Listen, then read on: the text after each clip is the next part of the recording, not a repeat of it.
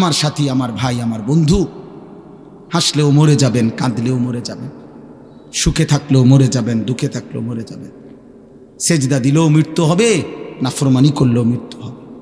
আল্লাহর বন্দিগি করতে করতে আব্দুল কাদের জিলানী রাহমাতুল্লাহ আলাইহি হয়ে গেলেও মৃত্যু হবে, আল্লাহর নাফরমানি করতে করতে ফেরাউন নমরুদ হলেও মৃত্যু হবে। সুখের রাতও ভোর হয়, দুঃখের রাতও ভোর হয়, বাসর রাতও ভোর হয়, ফাঁসির রাতও ভোর হয়, মদের রাতও ভোর হয়, তাহাজ্জুদের রাতও ভোর হয়। ভোর হয়, কোনো রাতই বাকি থাকে না। অতএব আমরা মরেই যাব ভাইয়া, আমরা চলেই যাব। আর আল্লাহ এটাই বলছেন। এইবার শুনেন, আমার কথা শেষ। আল্লাহ তাআলা বলেন, ওয়াজাআত সাকরাতুল মাউত বিল হক যালিকা মা কুনতা মিনহু তাহিদ।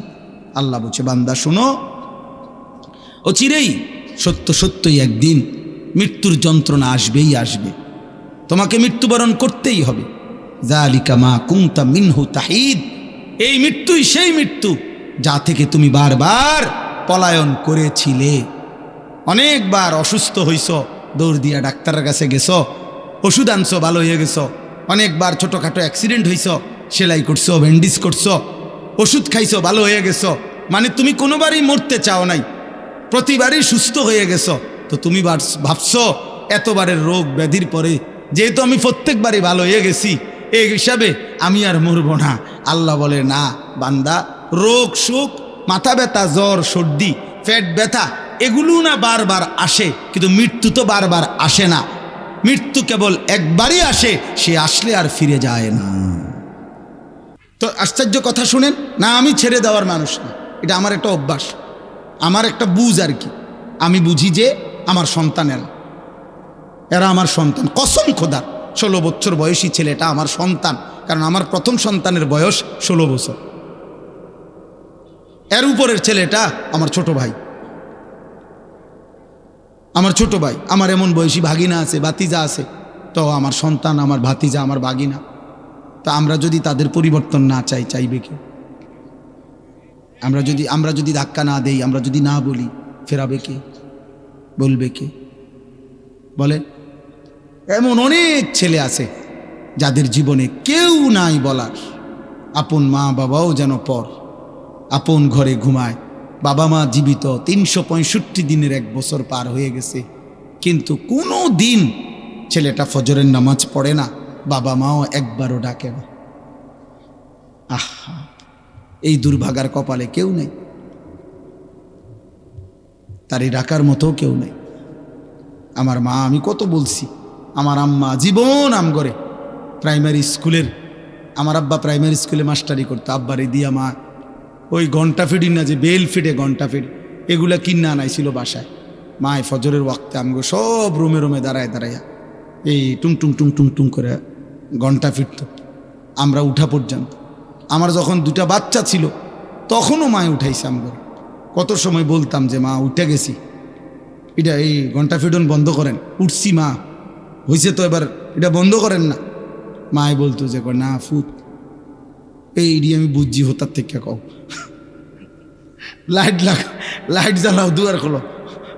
মানে লাইট না জ্বালাইলে, দরজা না খুললে মা এটা বিশ্বাস করতো না যে উঠছি, যে কইছি হয়তো শোয়ার থেকে কইছি, বুঝছেন না? এখনো মার 75 বছর বয়স, আমার আম্মা বাইচা আছেন, এখনো কথা বললে মা এই 2 কথা আজও বলে, আমার হুত নওয়াজ শুনি, এটা বলেই মা, এখনো বলে মা হুত নওয়াজ শুনি, নওয়াজ শুনি। আর আমারে আলাদাভাবে বলে হুত চাইও মানুষের লগে টাকা পয়সা লইয়া চাইও ঝামেলা করো না।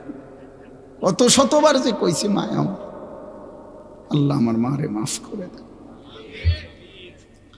তো বলতেছিলাম, হজরতে হাসান নবী সাল্লাল্লাহু আলাইহি সাল্লামের কলিজার টুকরা, আদরের নাতি না, হাসান হুসাইনের নাম জানেন না আমরা?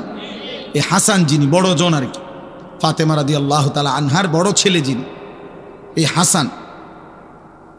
হাসান রাদিয়াল্লাহু তাআলা আনহু ইসলামের 4র্থ খলিফা হযরত আলী রাদিয়াল্লাহু তাআলা আনহু।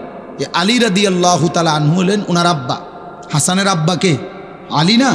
তো আলী রাদিয়াল্লাহু তাআলা আনহু যখন শাহাদাত বরণ করছেন, ইসলামের 4র্থ খলিফা, ওনার শাহাদাতের পরে এরপরে খলিফা হয়েছিলেন, মুসলিম খলিফা আমিরুল মুমিনিন হয়েছিলেন এই হাসান।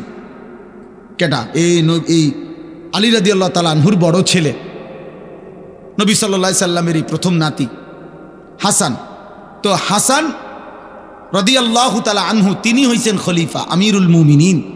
কিন্তু বরাবর 6 মাসের মাথায় তিনি আল্লাহর সন্তুষ্টির জন্য ইসলামী রাষ্ট্রের সার্বিক কল্যাণ চিন্তা করে, মানে এগুলোর অনেক কথা আছে, বাকি আমি ছোট কথাটা বললাম আর কি।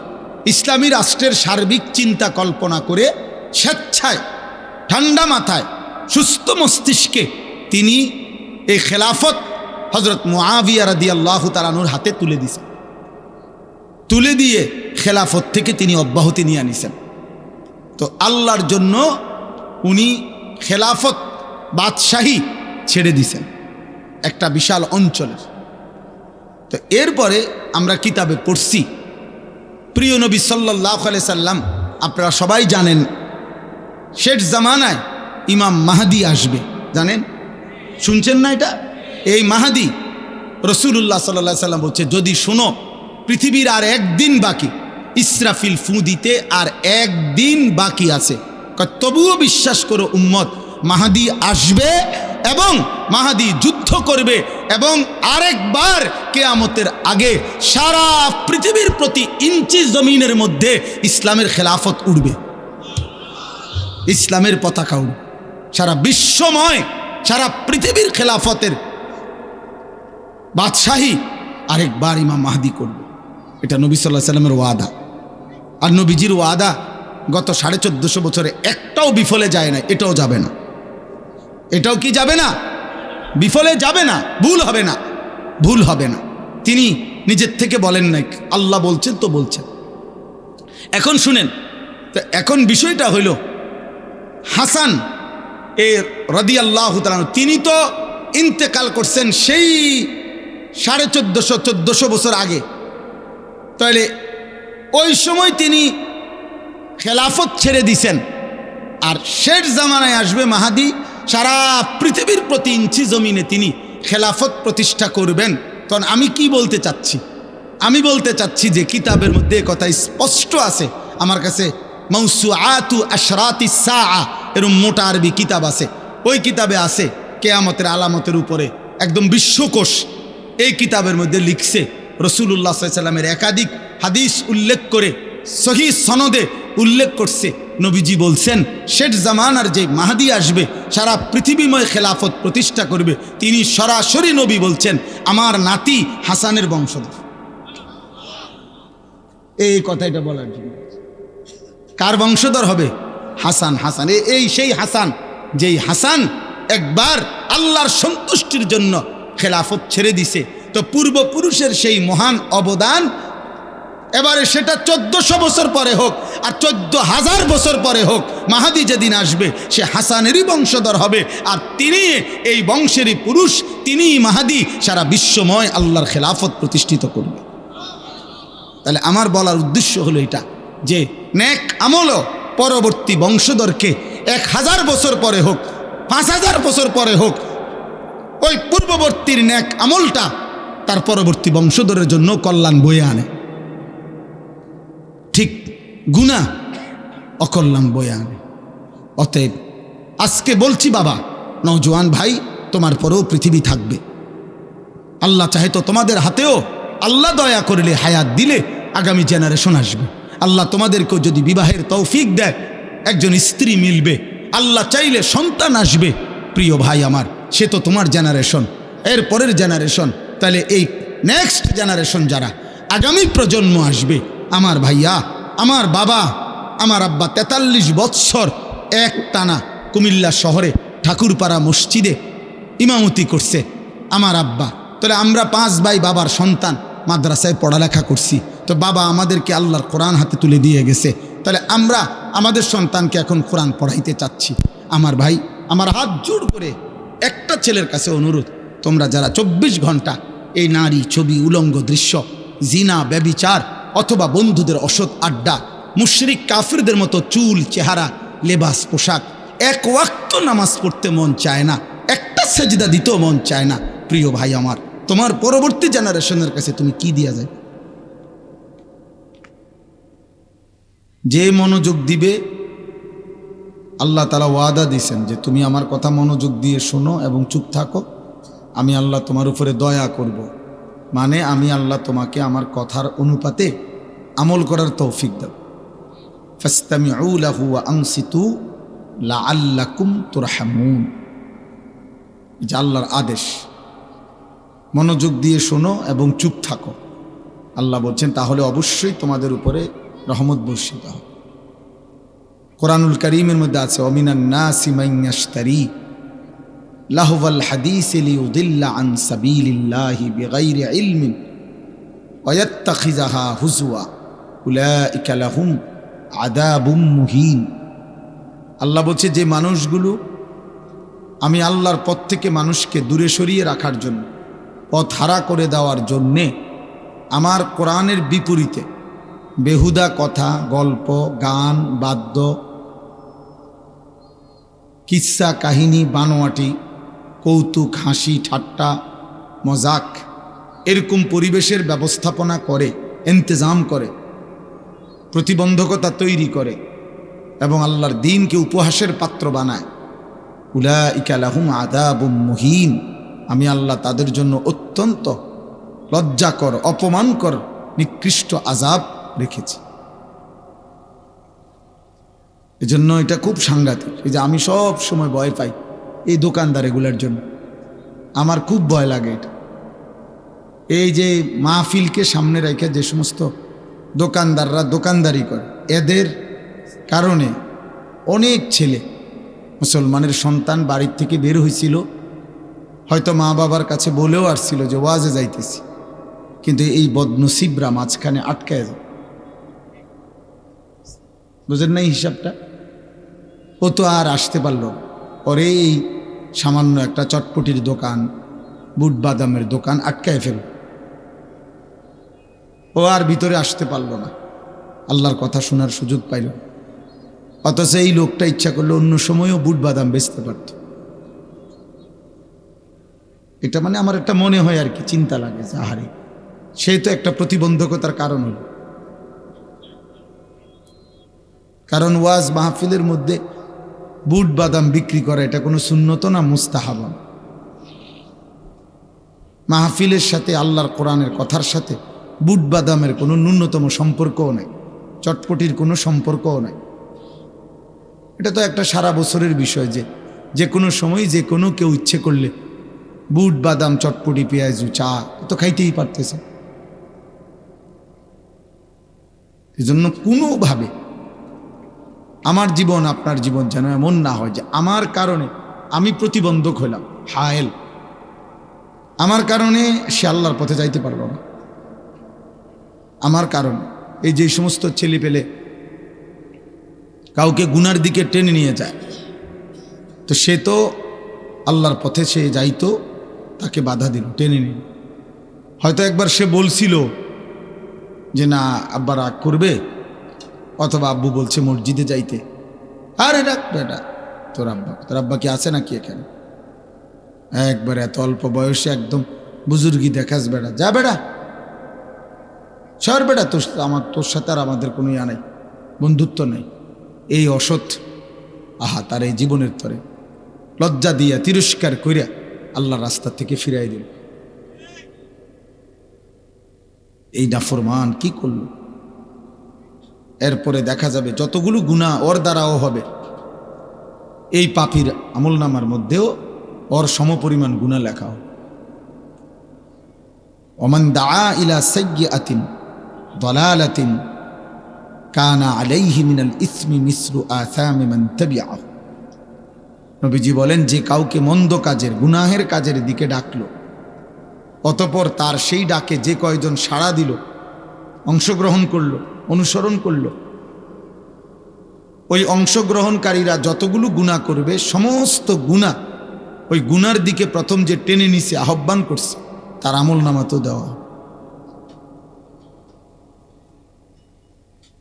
তাই এই জন্য বললাম ভাই, এটা খুব জরুরি। এক তো হলো প্রথমেই না আসা, আমি শুনবো না, আমার বেজাল আছে ভাই, ব্যস্ততা আছে, পেরেশানি আছে, কোনো কাজ আছে, ঠিক আছে, নাই শুনলাম আল্লাহর কথা। কিন্তু আমি বললাম, আসলাম, এরপরে মাত্র 10 টাকার 20 টাকার বুট বাদাম চটপটির জন্য মহান আল্লাহ পাকের কথাকে প্রত্যাখ্যান করলাম। মাত্র এইটুকুর জন্য। এই জন্য নওজোয়ান ভাই, কিশোর ভাই, বয়স্ক বাবা, সবার এটা ভাবা উচিত, সবার ভাবা উচিত। জুমার নামাজের বয়ান হয়, উনি তখনও আসে না, একবারে লাস্ট টাইমে যাবে।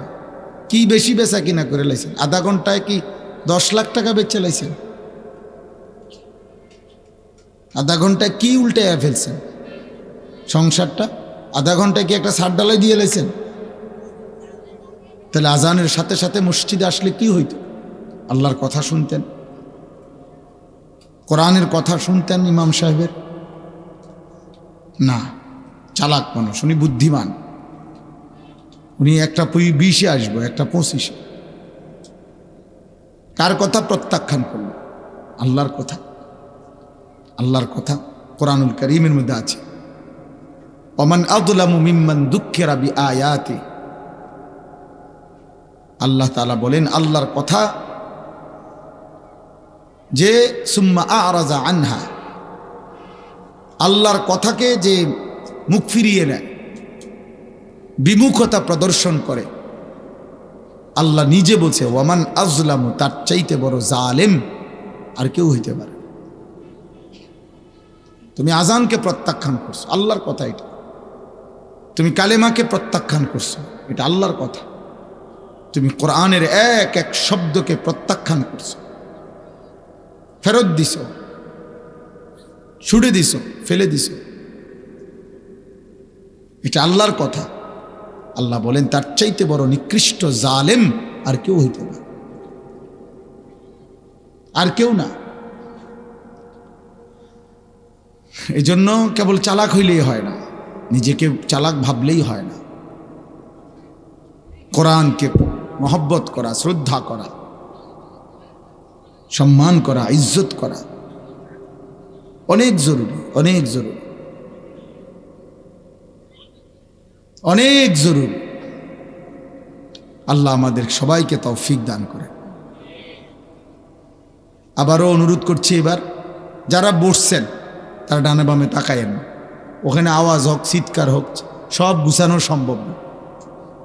এখানে একবারে সব দোকান বন্ধ কইরা, সবাই নিয়ে রেডি কইরা এই সব গুছাইতে গেলে এখানে তো চলে যাবে 1 ঘন্টা। কাজেই চেষ্টা করলাম, বললাম, এবার যার গ্রহণ করার সে গ্রহণ করলো, যার প্রত্যাখ্যান করার প্রত্যাখ্যান করলো, অসুবিধা নেই। কারো জন্যই দিন আটকায় না, ইসলাম আটকায় না। আল্লাহ তাআলা আমাদের নবী সাল্লাল্লাহু আলাইহি সাল্লামকে বলছেন, বন্ধু, মক্কার জমিনে আপনি কালেমার দাওয়াত দেন, আপনি দুয়ারে দুয়ারে, রাস্তায় রাস্তায়, গলিতে গলিতে আল্লাহর দাওয়াত দেন, দ্বীনের কথা বলেন। কিন্তু লোক যা নেওয়ার ইসলামের জন্য, দ্বীনের জন্য, ইসলামের বিজয়ের জন্য, আপনার সাহাবা হওয়ার জন্য, সেটা আমি নেব।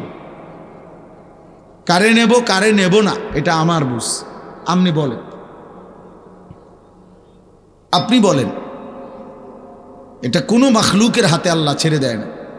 হেদায়েত দেব কাকে, দেব না কাকে, আল্লাহ বলছেন সেটা আমার হাতে, আপনি শুধু বলে যান। তো ফলে দেখা গেল নবী সাল্লাল্লাহু আলাইহি ওয়াসাল্লাম দাওয়াত দিলেন একই মক্কার জমিনে, একই বংশে, কুরাইশ বংশে, সবাইকে। কিন্তু আল্লাহ বললেন, বন্ধু, আমি আবু বকরকে নিলাম, আবু জাহেলকে নিলাম না। ওমরকে নিলাম, আবু লাহাবকে নিলাম না। ওসমানকে নিলাম, উতবাকে নিলাম না। আলীকে নিলাম, শাইবাকে নিলাম না। অথচ আবু জাহেলও কুরাইশ, আবু বকরও কুরাইশ, আবু লাহাবও কুরাইশ বংশের, ওমরও কুরাইশ বংশের, একই বংশের মানুষ, এক বাড়ি, এক মহল্লার মানুষ, একই বংশের। কিন্তু মালিক একজনকে নিলেন, একজনকে নিলেন। আল্লাহ চাইলেন তো আফ্রিকা থেকে বেলালকে আনছেন। হজরতে বেলালের বাড়ি ছিল আফ্রিকা। আল্লাহ চাইছেন তো সেখান থেকে টেনে আইনা নবীর সাহাবী বানায় দিছে। হজরত সালমান ফার্সি, ওনার বাড়ি ইরান, পারস্য। আল্লাহ চাইছেন তো সেখান থেকে টেনে এনে ওনাকে সাহাবি বানায় দিয়েছে। হজরতে সুহাইব একজন সাহাবির নাম। তিনি ইটালিয়ান, রোমের মানুষ ছিল, ইটালির। আল্লাহ সেখান থেকে এনে ওনারে কালেমাওয়ালা বানাইছে, নবীর সাহাবি হয়েছে। অথচ কাবা ঘরের সবচেয়ে কাছে, সর্বপ্রথম কাবা ঘরের সবচেয়ে প্রথম যার ঘর কাবা ঘরের পাশে আবু জেহেলের ঘর। আবু জেহেলের ঘরের চাইতে আগে, কাবা ঘরের পরে আর কারো ঘর নেই, এখনো নাই। কাবার সর্বপ্রথম প্রতিবেশী ছিল আবু জেহেল। আল্লাহর ঘরের মালিক বলল আমি নিলাম না। আল্লাহ বললেন আমি নিলাম না, খালাস, বেঈমান হয়েই মারা গেছে, নির্মম অপমানিত হয়েই মারা গেছে।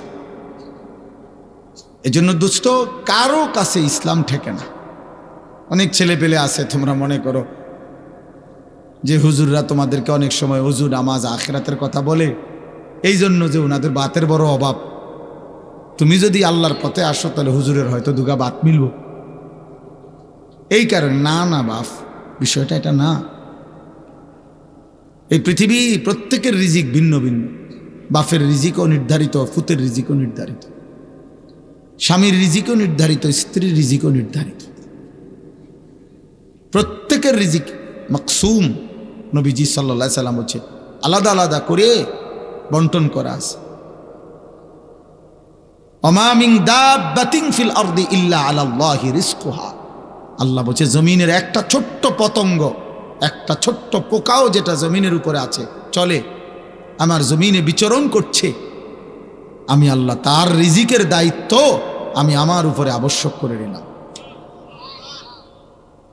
আল্লাহ বলছে লা নাসআলুকা রিজকা, হে বান্দা, এই কায়নাতের কারো রিজিক দিতে আমি তোমাদের কারো সহযোগিতা চাই না। নাহনু নারযুকুক, আমি একাই সকলকে রিজিক দেব। আল্লাহ বলছেন ওয়া ইম মিন শাইইন ইল্লা ইনদানা খাযাইনু, আমি আল্লাহ সেই আল্লাহ যার কাছে এই কায়নাতের সমস্ত নিয়ামত সবকিছুই ভান্ডারে ভান্ডারে, খাজানা খাজানা ভরা, ভান্ডারে ভান্ডারে আছে। ওমা নুনাজ্জিলুহু ইল্লা বিকাদারিন মা'লুম, তবে আমি সবকিছু একসাথে নাজিল করি না, পরিমাণ মতো করে আমি জমিনে নামাই। সব ভাত এক লগে দিয়ে লাইলে হইতো না, সব আলু এক বছরে দিয়ে লাইলে হবে না। 30 বছরের আলু এ বছর দিয়ে লাইলে এটি তুই বাগো, কথা বলে না। মুর্শিদ মিয়া বুদ্ধি দেন, কেমন কই দিব আলু, সে তো আলু বেছে, এই জন্য বুঝে গেলাম। তাইলে সম্ভব এটা? এই জন্য আল্লাহ বলছে ওমা নুনাজ্জিলুহু ইল্লা বিকাদারিন মা'লুম, বান্দা আমি হিসেব করে করে নাজিল।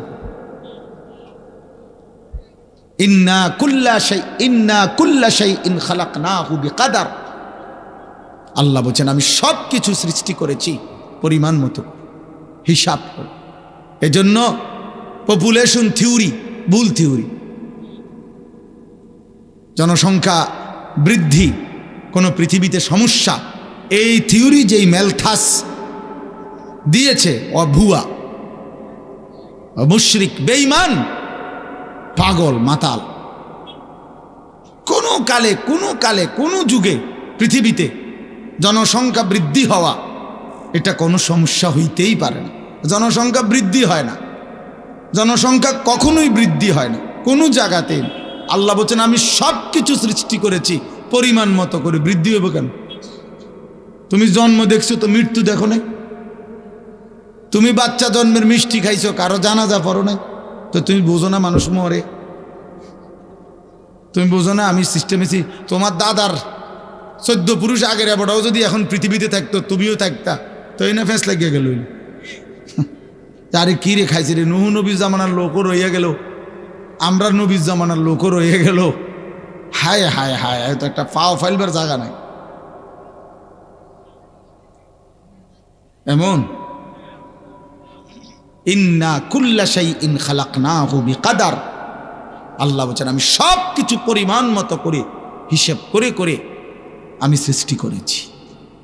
আমার সৃষ্টির মধ্যে তুমি কোনো রকমের রদল বদল অদল বদল ওয়ালান তাজিদা লিসুন্নাতিল্লাহি তাবদীলা, আল্লাহর নীতি আল্লাহর রীতিতে তুমি কোনো রকম পরিবর্তন পাবে না বান্দা।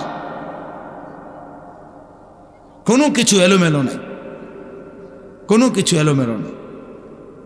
দোস্ত আমার, বন্ধু আমার, ভাই আমার, বাবা আমার, নওজোয়ান সাথী, প্রত্যেকেই এজন্য দয়া করে নিজেকে নিয়ে ভাইব, নিজেকে ভুলো না বাপ। নিজের ঈমান একা একা ভাবা, সমবয়সী বন্ধু দিয়া হয় না। সহপাঠী খুব বেশি নেক কাজের উৎসাহিত করে না, গুনার কাজে উৎসাহিত করে বেশি। এই জন্য আলাদা আলাদা ভাবা উচিত প্রত্যেকে, যে আখের আমি কোথায় যাব, আসলেই শেষ পর্যন্ত আমার কি হবে, আমি যা করছি এটাই কাজ নাকি আমার অন্য কোনো কাজ আছে, আমাকে কি কেউ সৃষ্টি করেছেন নাকি আমি হঠাৎ করে মাটির থেকে বের হইছি অথবা আসমান থেকে পড়ছি। যিনি সৃষ্টি করেছেন, যদি কেউ আমাকে সৃষ্টি করে থাকেন, তিনি কি কোনো উদ্দেশ্য নেই? একটা মাটির পাতিল যে বানায় কুমার, মাটির পাতিল, তার কি কোনো উদ্দেশ্য নাই? কথা কয় না? এত বড় সুন্দর সৃষ্টি আল্লাহ তাআলা সৃষ্টি করলেন। আল্লাহ বলছে লাকাদ খালাকনাল ইনসানা ফি আহসানি তাকওয়িম। চারটা কসম করে আল্লাহ বলছে বান্দা, চারবার কসম করছে আল্লাহ, কসম বান্দা আমি চারবার কসম করে বলছি, আমি মানুষকেই সবচেয়ে সুন্দর করে সৃষ্টি করেছি, সবচেয়ে সুন্দর। হুয়াল্লাযী খালাকাকুম মিন তুরাবিন, আল্লাহ বলছেন আল্লাহই তোমাদেরকে সৃষ্টি করেছেন মাটি থেকে, সুম্মা মিন নুতফাতিন, অতঃপর বীর্য থেকে। এই ছেলে, এই পিচ্ছি কথা বলবেন, একদম চুপ, সাবধান, একদম উঠাই দমু কথা বললে। সংযম পাইছো নাকি? চুপ থাকো, একদম চুপ, চুপ করে শোনো, নাহলে ঘুমাও এনে বসে বসে। জি, আল্লাহ তাআলা বলেন সুম্মা মিন নুতফাতিন, অতঃপর বীর্যের ফোঁটা থেকে আমি সৃষ্টি করেছি, সুম্মা মিন আলাকাতিন, অতঃপর জমাট রক্ত বানিয়ে আমি ধাপে ধাপে সৃষ্টি করেছি। এই সৃষ্টির এক পর্যায়ে মায়ের পেট থেকে সুম্মা ইউখরিজুকুম তিফলান, আমি তোমাকে এক ছোট্ট শিশু, এক মাসুম বাচ্চা হিসাবে মায়ের পেট থেকে বের করে এনেছি। সুম্মা লিতাবলুগু আশুদ্দাকুম, অতঃপর এই ছোট্ট দেহে পরিমিত মাত্রায় ধীরে ধীরে শক্তি দিতে দিতে দিতে শক্তির পূর্ণতায় যৌবনে পৌঁছায় দিছি। সুম্মা লিতাকুনু শিয়ুখা, আবার কিছুদিন পরে যৌবনের শক্ত সামর্থ্য যৌবন শরীরটাকে আবার ভাঙতে শুরু করছি, দুর্বল করতে করতে এবার পুনরায় বৃদ্ধ বানায় দিছি। অমিনকুম মান ইউতাওয়াফা মিন ক্বাবলু, আবার আমি অনেককে বৃদ্ধ পর্যন্ত পৌঁছবার আগে আগেই মাঝ পথে মৃত্যু দিয়ে ফেলি।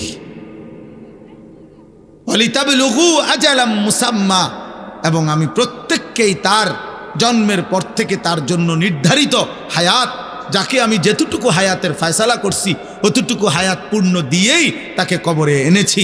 ওয়ালা আল্লাকুম তাকিলুন, এত কিছু কেন করলাম, এত কিছু কেন করলাম? একবার মাটি, একবার বীর্য, একবার জমাট রক্ত, একবার গোশতের টুকরা, একবার হাড্ডির কঙ্কাল, একবার নাক চোখ লাগাইলাম, একবার মায়ের পেট থেকে রূহ দিয়ে বের করে আনলাম, একবার ছোট্ট শিশু বানাইলাম, আবার যুবক বানাইলাম, আবার বৃদ্ধ বানাইলাম, একবার কালো চুল, আবার সাদা চুল, একবার মজবুত শরীর, আবার দুর্বল হাত। এত কিছু কেন করলাম? যেন তুমি বুঝতে পারো তোমার কিছু না, সব আমার, অতএব আল্লাহর গোলামি করা উচিত। হায় হায় অপদার্থ সন্তান, বুঝলা না মালিক?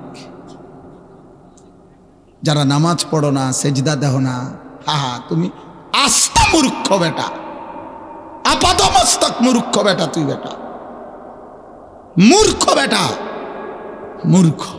বাকি পড়া ছাড়াও বেটা ভাত মিলে বেটা। দুনিয়া ভোগ করছো পড়ালেখা করে, মূর্খ মানুষও দুনিয়া ভোগ করে। বকলম নাম দস্তখত করতে জানে না, টিপসই দেয়, অয় দুনিয়া সমপরিমাণ ভোগ করে। কোনটা কম? নেতাগিরি। মূর্খ মানুষ নেতা নাই, মূর্খ মানুষ মাতবর নাই, মূর্খ মানুষের বিল্ডিংয়ে টাইলস লাগায় নাই, এসি নাই। হ্যাঁ তো এমন বহু মূর্খ আছে যার কোটি কোটি টাকার বাড়ি গাড়ির কাছে যাইতে শিক্ষিত হয়ে বেড়া আরো 200 বছর চাকরি করন লাগবে। আমনের পিএইচডি লইয়া আপনি আরো 200 বছর চাকরি পয়সা কামাইলো এতে সমান হইতে পারতেন না। আমার লগে চলেন, আমরা লাকসা মাছ।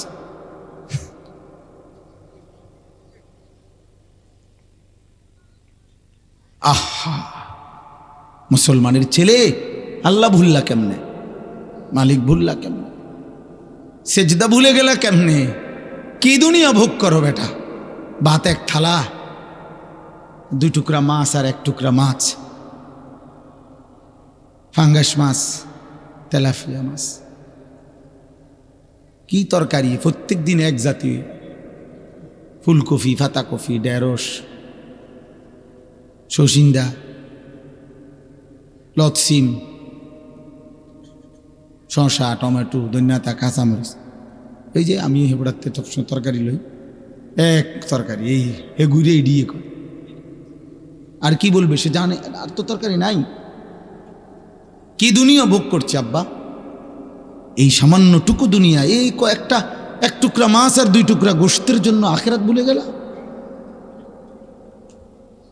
নামাজ ভুলে গেলা, রব ভুলে গেলা বেটা। আহা, অনেক ছেলের চেহারা দেখে বোঝা যাইতেছে সারাদিনে 1 ওয়াক্ত নামাজের সেজদা দেয়।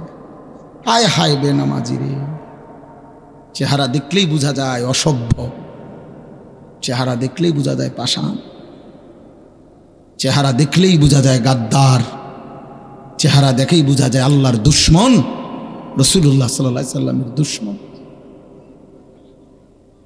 বেনামাজি তুমি তো আল্লাহর দুশ্মন, তুমি তো নবী মুহাম্মদ সাল্লাল্লাহু আলাইহি সাল্লামের দুশ্মন, তুমি কোরআনের দুশ্মন, তুমি ইসলামের দুশ্মন। যদি ভিন্ন কথা থাকে দাঁড়াও, প্রতিবাদ করো, দাঁড়াও, হিম্মত করো। একটা বেনামাজি যার কপালে সেজদা নাই, নাফরমান, দাঁড়াও, প্রতিবাদ করো, তাহলে তোমার প্রতিবাদের জবাব ইনশাল্লাহ দিয়ে যাবো।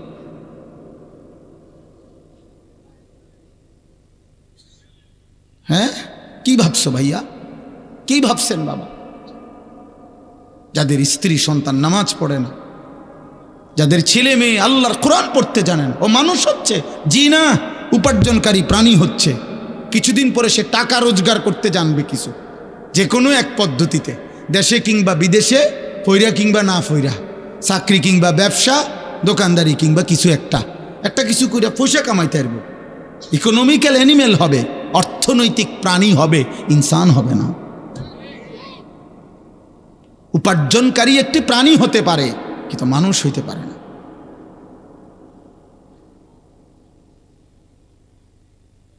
হ্যাঁ হ্যাঁ, সেজদাবিহীন মানুষ হয় না, গোলামিবিহীন মানুষ হয় না, বন্দিগিবিহীন মানুষ হয় না।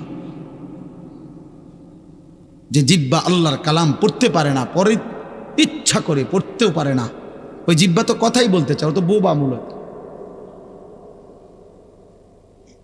যে কপাল আল্লাহকে সেজদা দিতে পারে না, তার তো কপালে নাই বেটা, তোর তো কোনো কপালে নাই বেটা।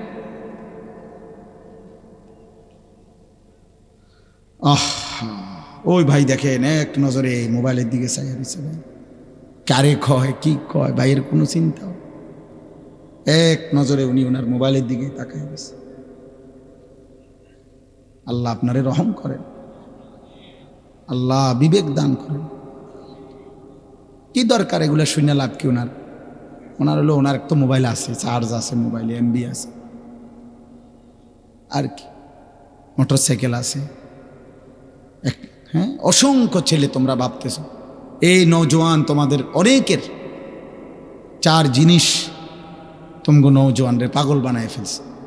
একটা বড় মোবাইল, একটা মোটরসাইকেল, একটা অসৎ মেয়ের সাথে সম্পর্ক, চরিত্রহীন কোনো নারীর সাথে সম্পর্ক, আর সমবয়সী কিছু বন্ধুদের আড্ডা। খালাস, ও মনে করছে ও 7 রাজার ধন পাইছে, ওর পৃথিবীতে আর কিছুই লাগবে না, এই 4 জিনিস পেয়েছে, খালাস। মোবাইল আছে, কাজে পৃথিবীর সমস্ত গুনাহ করার সুযোগ তার হাতেই আছে। মোটর সাইকেল আছে, হারাম কোনো মেয়ের সাথে সম্পর্ক আছে, অসৎ বন্ধুদের আড্ডা আছে।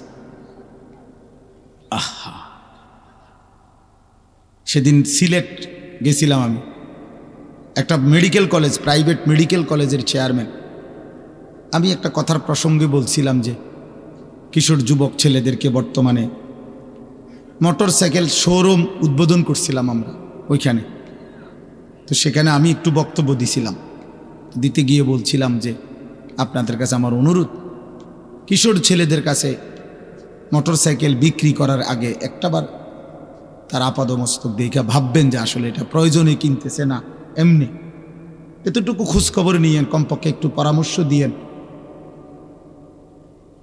তখন বললাম যে অধিকাংশ ছেলে, আমার জীবন তো ভাই রোডে রোডে, আমি সারাটা জীবন পথে ঘাটেই থাকি, রাতকে রাত রাস্তায় রাস্তায় আমার জীবন।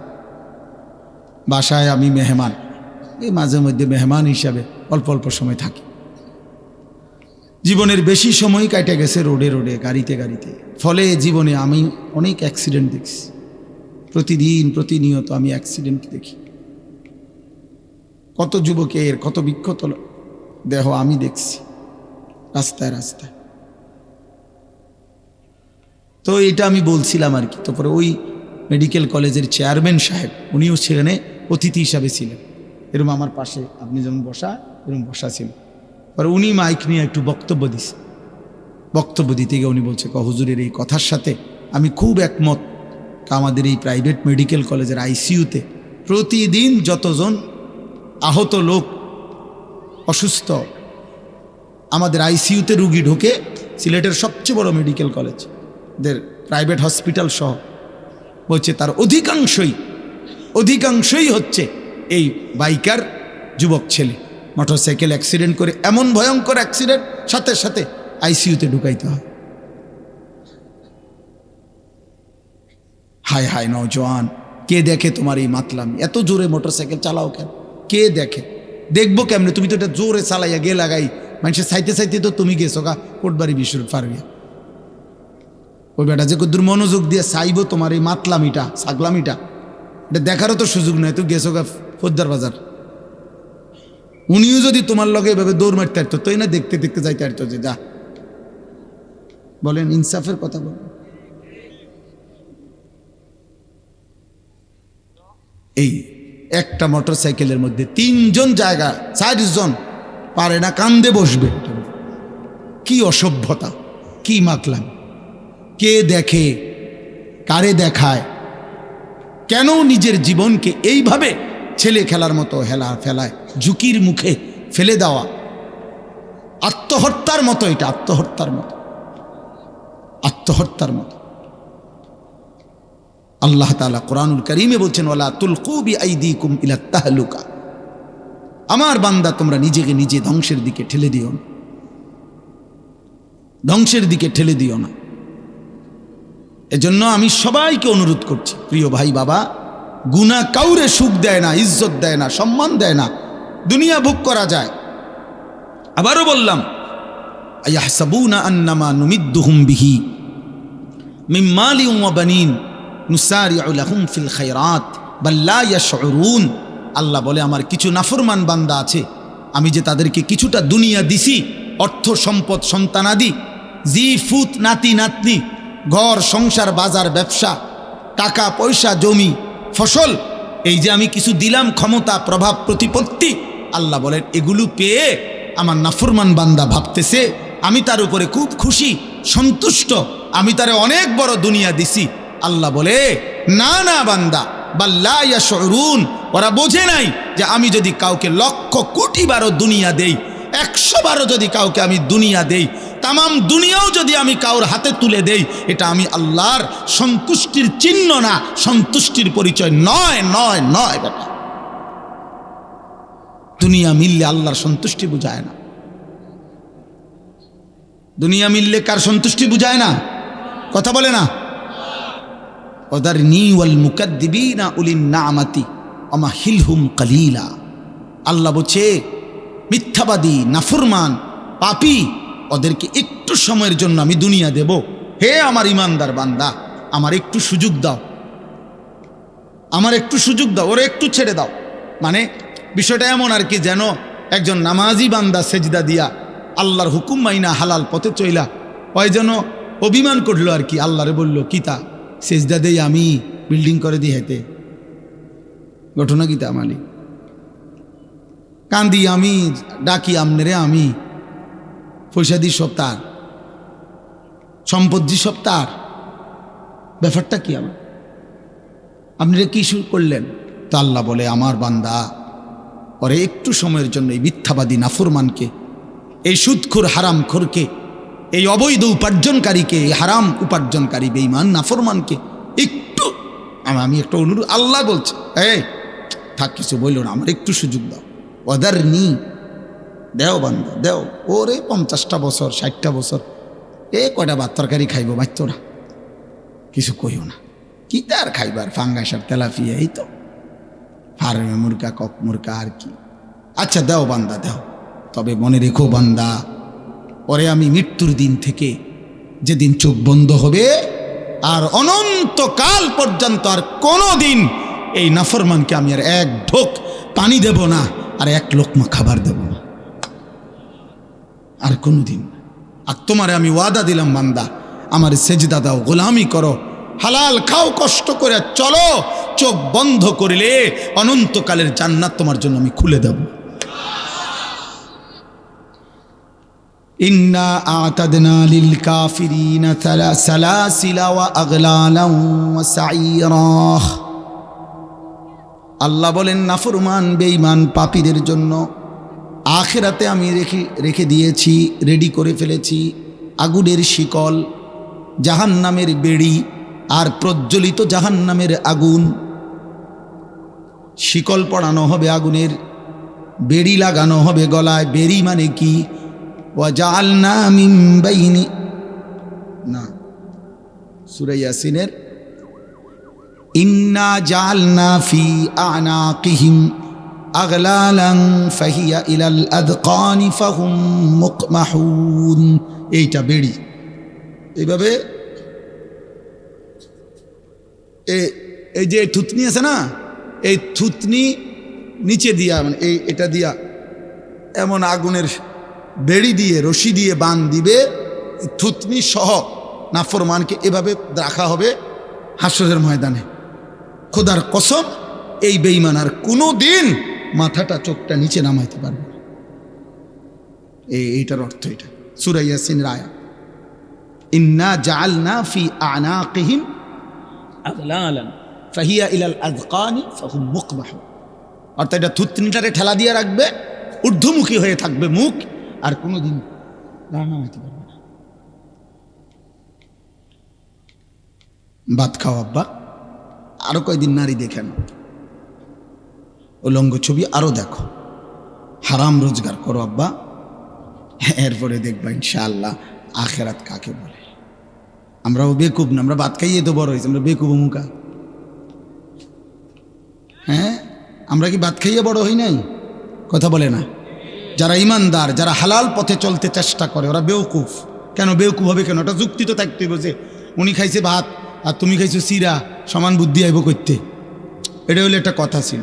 উনি খাইলো ভাত, হ্যাঁ, আর তুমি খাইলে হুদা বহন 3 বেলা, তাইলে না একটা কথা ছিল যে তার বুদ্ধি শুদ্ধি কম, হুদা বহন খাইয়া আর বুদ্ধি আইব করতে। কিন্তু আমরা কি ভাত খাইয়া বড় হই নাই? এই পৃথিবীর আলো বাতাসে বড় হই নাই? তো বোকা হব কেন? বোকা হব কেন বাপ?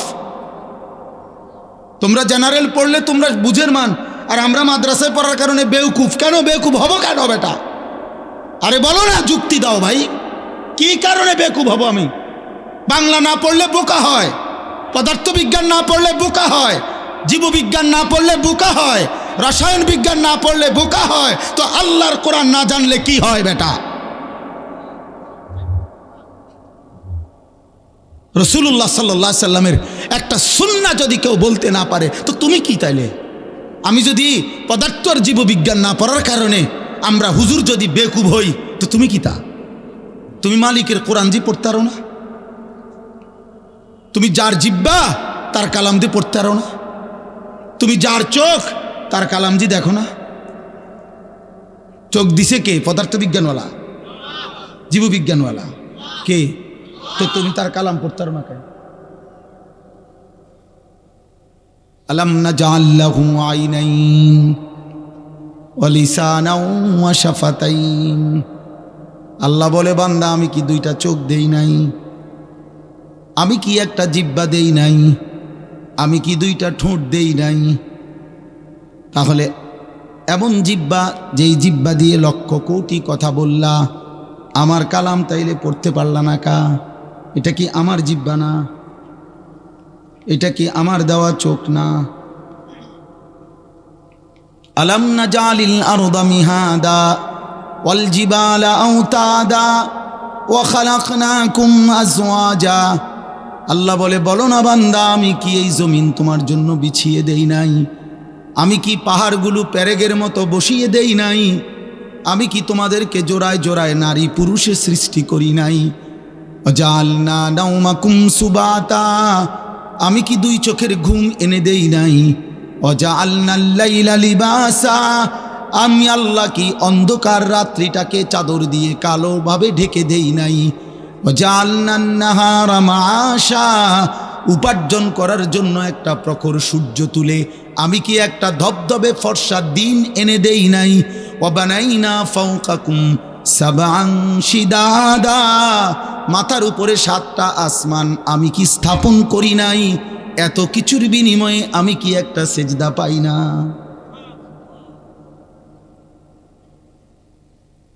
হ্যাঁ, হায় হায় হায় হায় রে ভাইয়া, কেমনে ঘুমাইবা? ফেরেশতা যদি একটা লাথি মারে, ফেরেশতা যদি একটা লাথি মারে, দুনিয়ার অপরাধীকেও তো মাঝে মাঝে পুলিশ ধরলে ধাক্কা মারে না? তো মালিকের ফেরেশতা যদি একটা লাথি মারে যে নাফরমান ওঠ, সেজদা দে এখন। আল্লাহ কোরআনে ওয়াদা দিছেন যে বান্দা আমি চাইলে কিন্তু নগদ দুনিয়ায় হিসাব নিতে পারতাম, আমি পারতাম বান্দা। মা তারাকা আলা যাহরিহা মিন দাব্বা। আল্লাহ বলে, যদি একদিনের পাপের শাস্তি আমি দিতাম, 1 ঘন্টার একবারের পাপের, তাহলে জমিনের উপরে কেউ ঘাড় সোজা করে, পিঠ সোজা করে আর হাঁটতে পারত না। যদি ফেরেশতা ঘাড় চাইয়া একটা থাপ্পড় দিত, আর কোনোদিন ঘাড় সোজা হতো না। বোঝেন নাই কথাটা?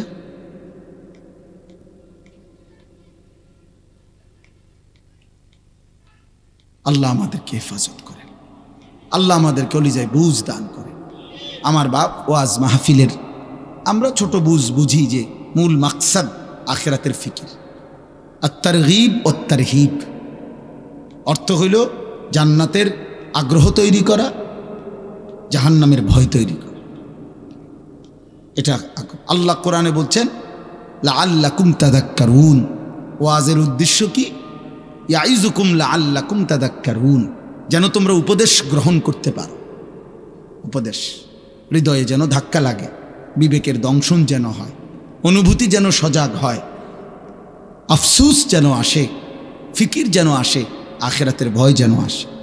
আল্লাহ ফেরাউনের মতো নিকৃষ্ট কাফের কাছে যখন মুসা আলাইহিস সালামকে পাঠাইছেন, তখনও বলছেন, মুসা পরে সুন্দর কইরা ভালোভাবে নরমভাবে আমার কথা বইল, যাও ফেরাউনের কাছে যাও।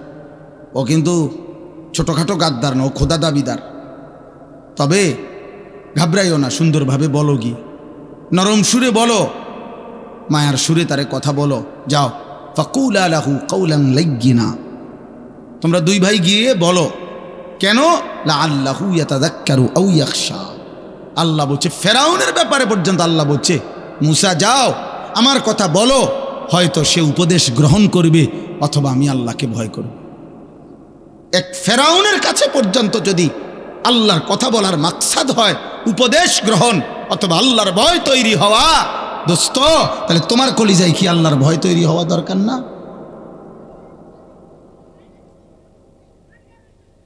অতএব প্রিয় নওজোয়ান, দয়া করে রহম করো।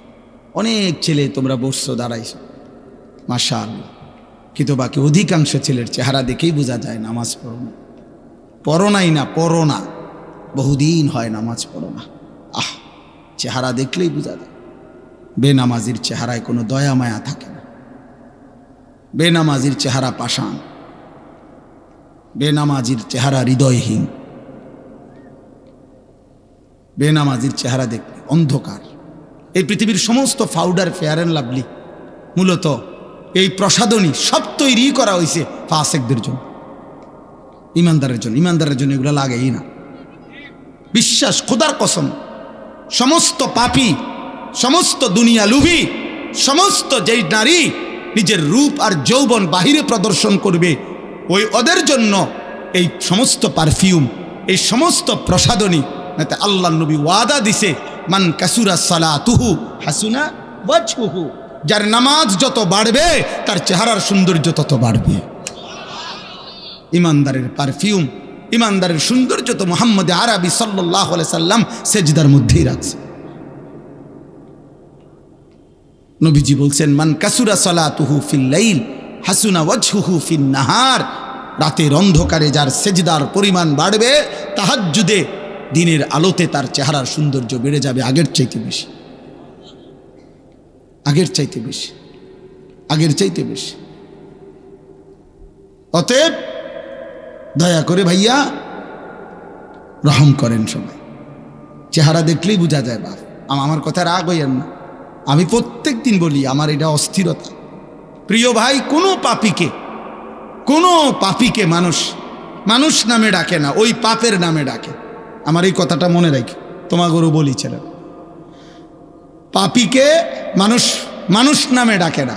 আখর, গাঁজাখোর, ফুট্টাখোর, বাবাখোর, ডাইলখোর, ইয়াবাখোর, হারামখোর, হারামখোর। 100 বছর পরে হইল নাফরমান, 500 বছর পরে হইল তোর বংশের নাতিরে হইল, কেউ বলবে সরেন থেকে বেটা, তোর দাদা ছিল নেশাখোর, বেটা যা, বেটা লম্বা কথা কইতে আসে, চিনি না বেটা, তোর বাপ কিতে আসিল বেটা, লম্বা লম্বা গপ মারস, সর। তোর দাদা আসিল 6 নম্বর বেটা, তোর বাপ আসিল 9 নম্বর, তুই আইস না রঙের রঙের কথা কইতা। তার মানে তোমার পাপ শুধু তোমাকে কলঙ্কিত করলো না রে বাপ, তোমার পাপ তোমার আগামী প্রজন্মের মাথা ছোট করে দিল। তোমার নাতির হয়তো কোনো অপরাধ ছিল না, কিন্তু তোমার অপরাধ তোমার নাতিকেও বেইজ্জতি করে দিল, হয়তো কোনো ভরা মজমায় অপমানিত করে দিল। মানুষে কয় না যে তার উপরে কোনো তার মুরব্বীর কোনো দোয়া আসিল, তাহলে বোঝা গেল যে পূর্বপুরুষের ন্যাক আমলও পরবর্তীর উপরে কি করে, আসর করে। তাইলে এটা যদি হয়, তাহলে এর বিপরীতটাও তো হবে। কথা বোঝেন নাই? পূর্বপুরুষের যদি ভালো আমল তার অধস্তন বংশধরের উপরে যদি এটার প্রভাব পড়ে, তাহলে পূর্বপুরুষের মন্দ আমলও তো তার পরবর্তীদের উপরে কি পড়বে? পড়বে না? অবশ্যই, অবশ্যই পড়বে। আমরা কিতাবে পড়ছি, একটা আশ্চর্য কথা শুনেন। নবী সাল্লাল্লাহু আলাইহি সাল্লামের কলিজার টুকরা নাতি, ওই ছেলে, এই মোবাইলওয়ালা ছেলে, এই অপদার্থ, উঠটা পিছনে যাও, বাইরে যাও, এনে অটো উড়াও, সিএনজি উড়াও। এই রোডে মোট কতটা অটো চলাচল করে এক মাসে, তুমি এটা ছবি উড়াও, তাহলে জাতি অনেক বড় একটা উপকারী তথ্য পাবে যে আলেখারচর থেকে পদুয়ার বাজার বিশ্ব রোডে পর্যন্ত প্রতি মাসে এতটি মারুতি চলে। সিএনজি তো চলে না, পুলিশ ধরে লেব, সিফা সাফা দিয়া চলে আর কি, ফাঁকে ফুঁকে চলে আর কি। আচ্ছা যাক,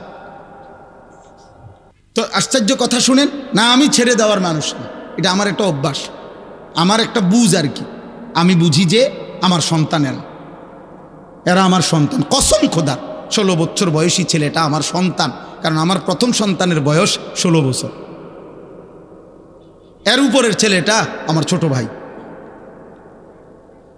আমার ছোট ভাই। আমার এমন বয়সী ভাগিনা আছে, ভাতিজা আছে, তো আমার সন্তান, আমার ভাতিজা, আমার বাগিনা। তা আমরা যদি তাদের পরিবর্তন না চাই, চাইবে কে? আমরা যদি ধাক্কা না দেই, আমরা যদি না বলি, ফেরাবে কে? বলবে কে? বলেন। এমন অনেক ছেলে আছে যাদের জীবনে কেউ নাই বলার, আপন মা বাবাও যেন পর, আপন ঘরে ঘুমায়, বাবা মা জীবিত, 365 দিনের 1 বছর পার হয়ে গেছে, কিন্তু কোনো দিন ছেলেটা ফজরের নামাজ পড়ে না, বাবা মাও একবারও ডাকে না। আহা, এই দুর্ভাগার কপালে কেউ নেই, তারই ডাকার মতো কেউ নেই। আমার মা, আমি কত বলছি, আমার আম্মা জীবন আমগরে প্রাইমারি স্কুলের, আমার আব্বা প্রাইমারি স্কুলে মাস্টারি করতো, আব্বারে দিয়া মা ওই ঘন্টা ফিডিং না, যে বেল ফিডে ঘন্টা ফিড, এগুলা কিনা আনাইছিল বাসায়। মায় ফজরের ওয়াক্তে আমগো সব রুমে রুমে দাঁড়ায় দাঁড়াইয়া এই টুং টুং টুং টুং টুং করে ঘন্টা ফিরত, আমরা উঠা পর্যন্ত। আমার যখন 2টা বাচ্চা ছিল তখনও মায় উঠাইছে আমগরে। কত সময় বলতাম যে মা উঠে গেছি, এটা এই ঘন্টা ফিডন বন্ধ করেন, উঠছি মা, হয়েছে তো এবার এটা বন্ধ করেন না। মায় বলতো যে না ফুট, এইডি আমি বুঝছি হতার থেকে কও, লাইট জ্বালাও, দুয়ার খোলো। মানে লাইট না জ্বালাইলে, দরজা না খুললে মা এটা বিশ্বাস করতো না যে উঠছি, যে কইছি হয়তো শোয়ার থেকে কইছি, বুঝছেন না? এখনো মার 75 বছর বয়স, আমার আম্মা বাইচা আছেন, এখনো কথা বললে মা এই 2 কথা আজও বলে, আমার হুত নওয়াজ শুনি, এটা বলেই মা, এখনো বলে মা হুত নওয়াজ শুনি, নওয়াজ শুনি। আর আমারে আলাদাভাবে বলে হুত চাইও মানুষের লগে টাকা পয়সা লইয়া চাইও ঝামেলা করো না। কত শতবার যে কইছি মা আমার, আল্লাহ আমার মারে মাফ করে দেয়। তো বলতেছিলাম হজরতে হাসান, নবী সাল্লাল্লাহু আলাইহি সাল্লামের কলিজার টুকরা, আদরের নাতি না, হাসান হুসাইনের নাম জানেন না আমরা? এই হাসান যিনি বড় জন আর কি, ফাতেমা রাদিয়াল্লাহু তাআলা আনহার বড় ছেলে যিনি, এই হাসান রাদিয়াল্লাহু তাআলা আনহু ইসলামের 4র্থ খলিফা হযরত আলী রাদিয়াল্লাহু তাআলা আনহু। এই আলী রাদিয়াল্লাহু তাআলা আনহু হলেন ওনার আব্বা। হাসানের আব্বাকে আলী না? তো আলী রাদিয়াল্লাহু তাআলা আনহু যখন শাহাদাত বরণ করছেন, ইসলামের 4র্থ খলিফা, ওনার শাহাদাতের পরে এর পরে খলিফা হয়েছিলেন, মুসলিম খলিফা আমিরুল মুমিনিন হয়েছিলেন এই হাসান। কেটা? এই আলী রাদিয়াল্লাহু তাআলা আনহুর বড় ছেলে, নবী সাল্লাল্লাহু আলাইহি সাল্লামের এই প্রথম নাতি হাসান। তো হাসান রাদিয়াল্লাহু তাআলা আনহু তিনি হয়েছেন খলিফা আমিরুল মুমিনিন, কিন্তু বরাবর 6 মাসের মাথায় তিনি আল্লাহর সন্তুষ্টির জন্য ইসলামী রাষ্ট্রের সার্বিক কল্যাণ চিন্তা করে, মানে এগুলোর অনেক কথা আছে, বাকি আমি ছোট কথাটা বললাম আর কি। ইসলামী রাষ্ট্রের সার্বিক চিন্তা কল্পনা করে স্বেচ্ছায়, ঠান্ডা মাথায়, সুস্থ মস্তিষ্কে তিনি এই খেলাফত হজরত মুআবিয়া রাদিয়াল্লাহু তাআলা আনহুর হাতে তুলে দিয়েছেন। তুলে দিয়ে খেলাফত থেকে তিনি অব্যাহতি নিয়ে নিছেন।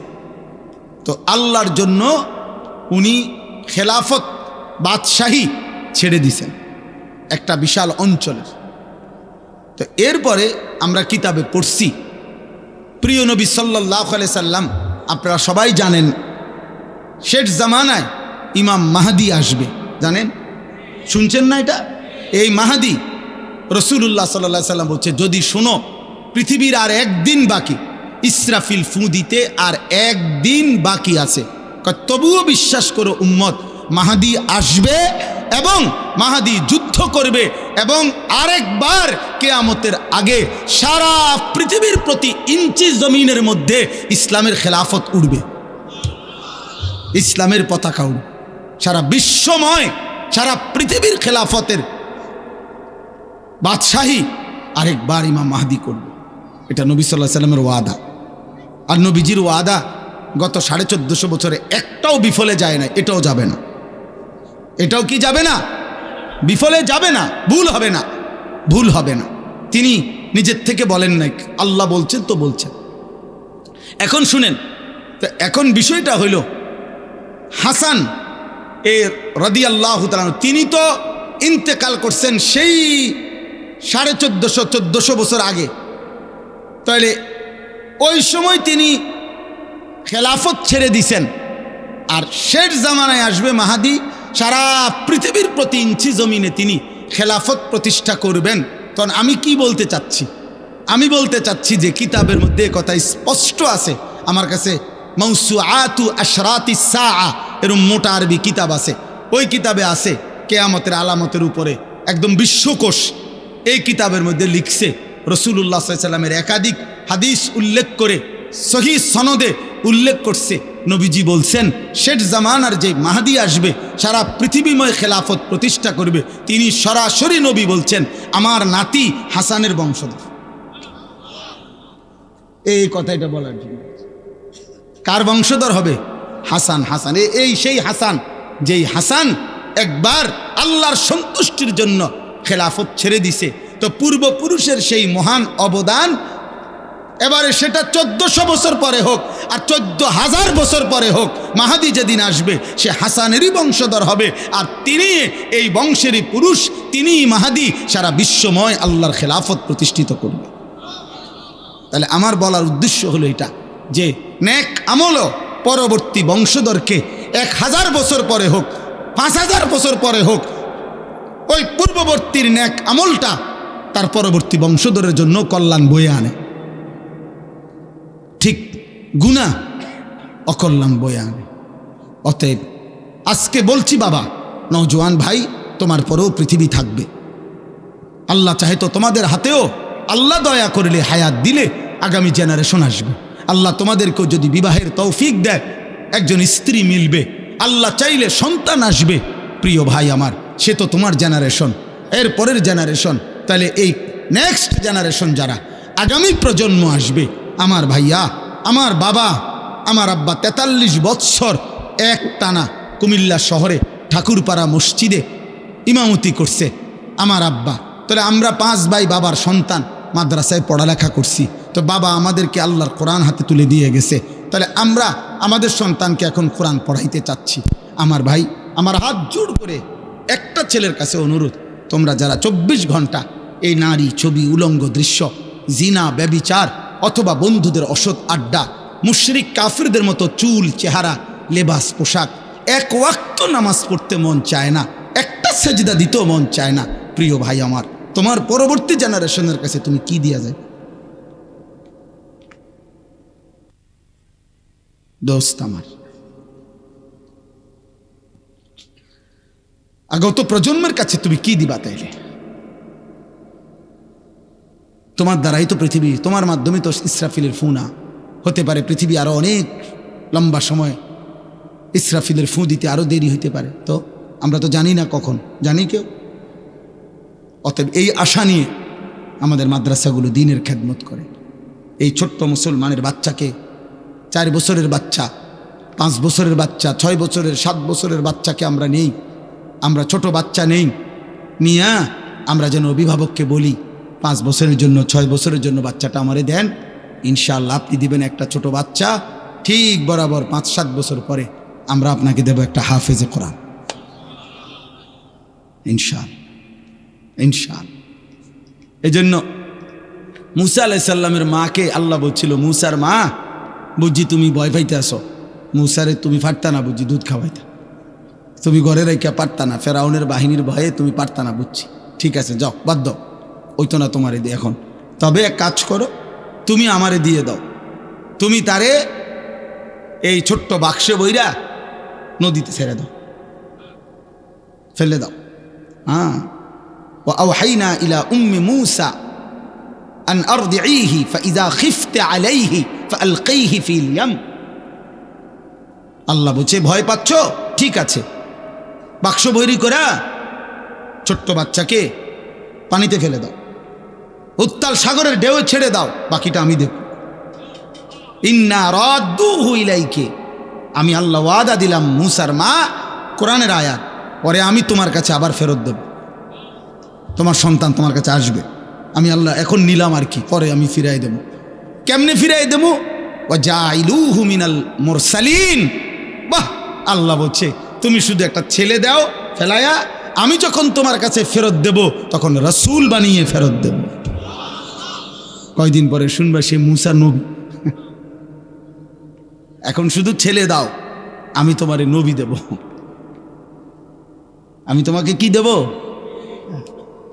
এজন্য আপনি আল্লাহর কোরআনের কাছে সন্তান দেন। মাদ্রাসা ইনশাআল্লাহ রহম করলে মালিক আপনারে হাফেজে কোরআন দেবে ইনশাআল্লাহ। ইনশাআল্লাহ ইনশাআল্লাহ আল্লাহ আমাদেরকে তৌফিক দান করেন। অতএব আমি অনুরোধ করি, আমরা প্রত্যেকেই, আমাদের প্রত্যেকের এটা দরকার। শেষ কথা, আমার সাথী, আমার ভাই, আমার বন্ধু, হাসলেও মরে যাবেন, কাঁদলেও মরে যাবেন, সুখে থাকলেও মরে যাবেন, দুঃখে থাকলেও মরে যাবেন। সেজদা দিলেও মৃত্যু হবে, নাফরমানি করলেও মৃত্যু হবে। আল্লাহর বন্দিগি করতে করতে আব্দুল কাদের জিলানী রাহমাতুল্লাহ আলাইহি হয়ে গেলেও মৃত্যু হবে। আল্লাহর নাফরমানি করতে করতে ফেরাউন নমরুদ হলেও মৃত্যু হবে। সুখের রাতও ভোর হয়, দুঃখের রাতও ভোর হয়, বাসর রাতও ভোর হয়, ফাঁসির রাতও ভোর হয়, মদের রাতও ভোর হয়, তাহাজ্জুদের রাতও ভোর হয়। ভোর হয়, কোনো রাতই বাকি থাকে না। অতএব আমরা মরেই যাব ভাইয়া, আমরা চলেই যাব। আর আল্লাহ এটাই বলছেন। এইবার শুনেন, আমার কথা শেষ। আল্লাহ তাআলা বলেন, ওয়াজাআত সাকরাতুল মাউতি বিল হক যালিকা মা কুনতা মিনহু তাহিদ।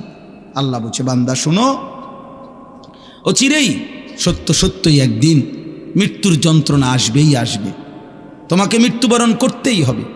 যালিকা মা কুনতা মিনহু তাহিদ, এই মৃত্যুই সেই মৃত্যু যা থেকে তুমি বারবার পলায়ন করেছিলে। অনেকবার অসুস্থ হইছ, দৌড় দিয়া ডাক্তারের কাছে গেছ, ওষুধ আনছো, ভালো হয়ে গেছ। অনেকবার ছোটোখাটো অ্যাক্সিডেন্ট হইছ, সেলাই করছো, ব্যান্ডেজ করছো, ওষুধ খাইছো, ভালো হয়ে গেছ। মানে তুমি কোনোবারই মরতে চাও নাই, প্রতিবারই সুস্থ হয়ে গেছো। তো তুমি ভাবছো এতবারের রোগ ব্যাধির পরে যেহেতু আমি প্রত্যেকবারই ভালো হয়ে গেছি, এই হিসাবে আমি আর মরবো না। আল্লাহ বলে, না বান্দা, রোগ সুখ, মাথা ব্যথা, জ্বর, সর্দি, পেট ব্যথা, এগুলো না বারবার আসে, কিন্তু মৃত্যু তো বারবার আসে না। মৃত্যু কেবল একবারই আসে, সে আসলে আর ফিরে যায় না, সে আসলে আর না নিয়ে যায় না। ওয়ালান ইউআখিরাল্লাহু নাফসান ইযা জাআ আজালুহা। আল্লাহ বলেন, মৃত্যুর সময় যখন হয়ে যায়, আমি রব্বুল আলামিন তখন এক সেকেন্ডও দেরি করি না, আর কাউকে কোনোদিন সময় দেই না।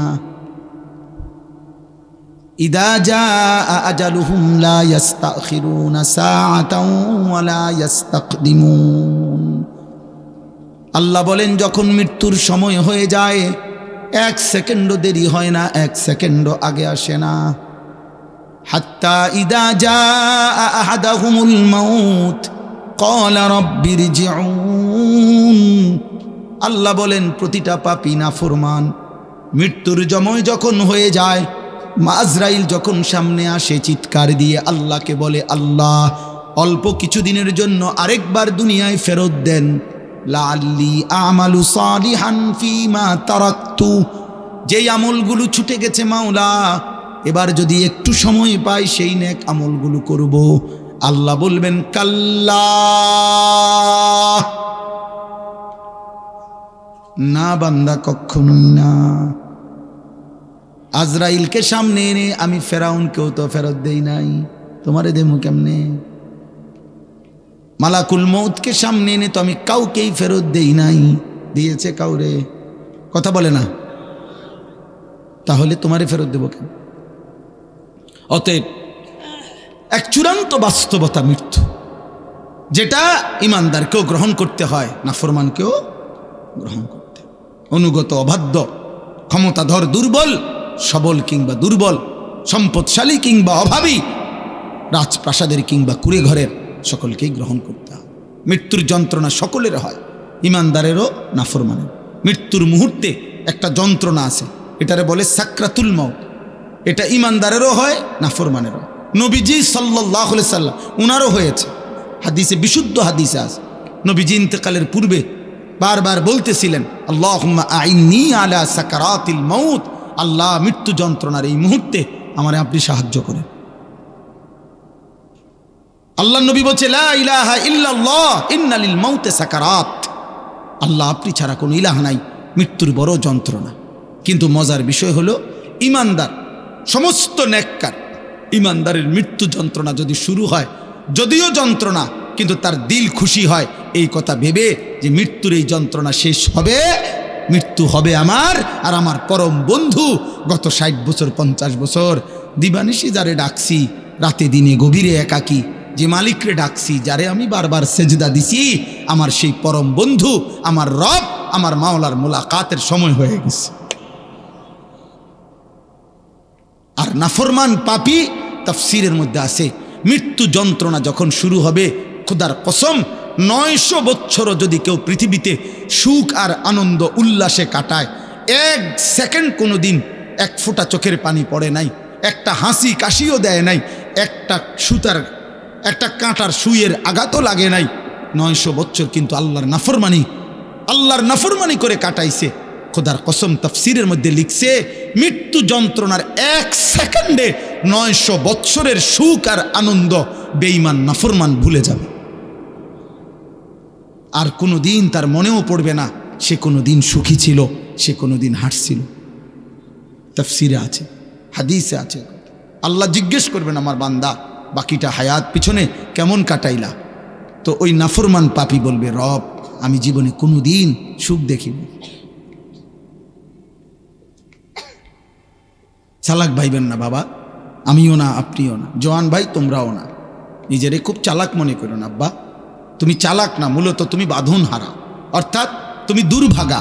তোমার মা আর তোমারে আল্লাহর দিকে ডাকে না, বাবা আর আল্লাহর দিকে ডাকে না, এই সমাজের কেউ তোমারে আল্লাহর দিকে ডাকে না, তোমারে গুনার মধ্যে ছেড়ে দিছে। সবাই তোমারে বলে দিছে যা, নারী, ছবি, মোবাইল, অস্থির দৃশ্য, উলঙ্গ নাচ গান, হারাম ছবি, বন্ধুদের অসৎ আড্ডা, যা ঠিক আছে তোকে ছেড়ে দিলাম। এটা কোনো সফলতা না। কাউকে চোখের সামনে আগুনের দিকে ছেড়ে দেওয়া, এটা কোনো সফলতা না। অতএব যেই সমস্ত ছেলে মনে করছো তোমারে কেউ কিছু বলতেছে না, না রে ভাইয়া, বদনসিব তুমি। এজন্য তোমার কপালে একজন অভিভাবক জোটে নাই যে তোমারে আখেরাতের দিকে টানবে। আফসুস করতে হবে, আফসুস। আল্লাহ আমাদেরকে হেফাজত করেন, আল্লাহ প্রত্যেকটা সন্তানকে হেফাজত করেন, আল্লাহ সকলকে হেফাজত করেন। আল্লাহ বলেন অনুফিখা ফিস সূর, একদিন ইসরাফিল ফু দিবে, হাসরের মাঠ কায়েম হবে। যালিকা ইয়াউমুল ওয়াঈদ, আর সেটা বড় ভয়ানক দিন বান্দা। হাসরের ময়দান বড়ই ভয়ানক। এটা ফুটবল খেলার মাঠ না, এটা মামুর বাড়ি, শ্বশুর বাড়ি, শ্বশুর বাড়ি না। ওয়াজাআত কুল্লু নাফসিম মাআহা সাইকুম ওয়া শাহীদ। জি, আল্লাহ তাআলা বলছেন সেদিন হাসরের মাঠে এই 2 ফেরেশতা তোমার পুরা আমলনামা সাথে নিয়ে, তোমাকে সাথে করে নিয়ে, প্রত্যেকের এই ডানে বামে যে 2 ফেরেশতা থাকে, এই ফেরেশতাই উনি দায়িত্ব নিয়ে আমাকে আপনাকে প্রত্যেকের ফেরেশতা প্রত্যেককে হাসরের দিন আল্লাহর সামনে এনে দাঁড় করাবে যে উনি আমার লোক, মানে আমি ওনার ফাইল রেডি করছি, বাবা আমি আছি। ওয়াজাআত কুল্লু নাফসিম মাআহা সাইকুম ওয়া শাহীদ। এই 2 ফেরেশতা আলাদা আলাদা সবার, এই যার যার ফেরেশতা তাকে নিয়ে হাসরের ময়দানে আনবে, আল্লাহর সামনে ফাইল জমা দিবে। আল্লাহ একজনকে বলবে তুমি সামনে থাকো, আরেক ফেরেশতাকে বলবে তুমি মুখে বলো, পড়ে শোনাও, ওরটা ওরে শোনাও, দেখো কোনো বুলটুল আছে কিনা, ওরে জিজ্ঞাসা করো কোনো বেশি কম হয়েছে কিনা। লাকাদ কুনতা ফি গাফলাতিন মিন হাযা, আল্লাহ বলে এই হাসরের দিন থেকেই তুমি গাফেল ছিলা, আজ সেটাই তোমার সামনে আনলো। ফাকাশাফনা আনকা গিতাআকা ফাবাসারুকা আল-ইয়াওমা হাদীদ, তুমি ভেবেছিলে মৃত্যুর মাধ্যমে চোখ বন্ধ হয়ে গেছে। আল্লাহ বলে না, মৃত্যুর মাধ্যমে আমি তোমার চোখ খুলে দিয়েছি, আর এবার চোখের দৃষ্টি শক্তি আগের চাইতে বাড়াইয়া দিছি। অর্থাৎ আগে তুমি দুনিয়ায় থাকতে চোখ দিয়া এখান থেকে আধা কিলোমিটার দূরেও দেখতা না, এখন মৃত্যুর মাধ্যমে কবরে থাইকেই এই চোখের পাওয়ার আমি এমন বাড়ায় দিছি, কবর থেকেই জাহান্নামের আযাব এক নজরেই দেখবা আর যন্ত্রণায় জ্বলতে থাকবা। ফাবাসারুকা আল-ইয়াওমা হাদীদ, এটার অর্থ এটা, চোখের দৃষ্টি শক্তি বাড়িয়ে দিলাম। এজন্য নাফরমান কবর তো এখানে, কিন্তু সে মনে করেন এখান থেকেই তার জাহান্নামের আযাব দেখবে, আযাব দেখবে। আর শুধু যতক্ষণ কিয়ামত হাসরের মাঠ না হবে অতক্ষণ পর্যন্ত আযাবের এই দৃশ্য দেখবে আর কলিজাটা যন্ত্রণায় জলদি পড়ে ছাই হইতে থাকে। আহা কি দেখলাম, আহা কি দেখলাম, আহা কি দেখলাম, আহা আমার কি হবে, আহা আমার কি হবে। নবীজি বলছে নাফরমান শুধু বলবে ইয়া রব্বি লা তাকুমিস সাআ, আয় মাওলা কিয়ামত দিয়েন না রে মাওলা, ইসরাফিল যেন ফু না দেয়, আমি কেমনে সইব এমন জাহান। আল্লাহ আমাকে হেফাজত করেন, আল্লাহ আমাদের সবাইকে হেফাজত করেন। আল্লাহ তাআলা এই আব্দুস সাত্তার দারুস সালাম মাদ্রাসা কবুল করেন। আমাদের প্রিয় ভাই মাওলানা কামাল ভাই এই মাদ্রাসা আমাদের, আমরা আলহামদুলিল্লাহ আমাদের একটা সংগঠন আছে কুমিল্লা জেলা কওমি মাদ্রাসা সংগঠন, এই সংগঠন বুড়িচং উপজেলার। ইন্নাকা হামিদুম মাজিদ সুবহানাকা লা ইলমা লানা ইল্লা মা আল্লামতানা ইন্নাকা আনতাল আলিমুল হাকীম। আলহামদুলিল্লাহ, আল্লাহ পাক রব্বুল ইজ্জত জুল জালাল ওয়াল ইকরামের ফজল করম, রব্বুল আলামিনের অপরিসীম ইহসান মেহেরবানি দয়া, আল্লাহ তাআলা আমাদেরকে আজ 9 নভেম্বর 2025 রোজ রবিবার কুমিল্লা সদর আলেখারচর বাজার ময়নামতি হাইওয়ে থানার পশ্চিম পাশে আব্দুস সাত্তার দারুস সালাম মাদ্রাসার হাফেজ ছাত্রদের পাগড়ি প্রদান উপলক্ষে আজকের এই ৪র্থ বার্ষিক ওয়াজ মাহফিলে আল্লাহ তাআলাই আমাদেরকে আসবার বসবার আল্লাহর জন্যই জমা হওয়ার তৌফিক দান করেছেন, আলহামদুলিল্লাহ। প্রিয় ভাই নওজওয়ান অল্প কয়েকজন ছেলে তোমরা দাঁড়ায় আছো, দোস্ত যতক্ষণই শোনো, আমি আবারও বলছি বসে শোনো, বসে শোনো, ফিরে যায়ও না, ফিরে যায়ও না, আল্লাহর কথার থেকে ফিরে যায়ও না। 2 মিনিট হোক আর 5 মিনিট হোক, যার যতক্ষণ ভালো লাগে বসে শুনলে ভালো।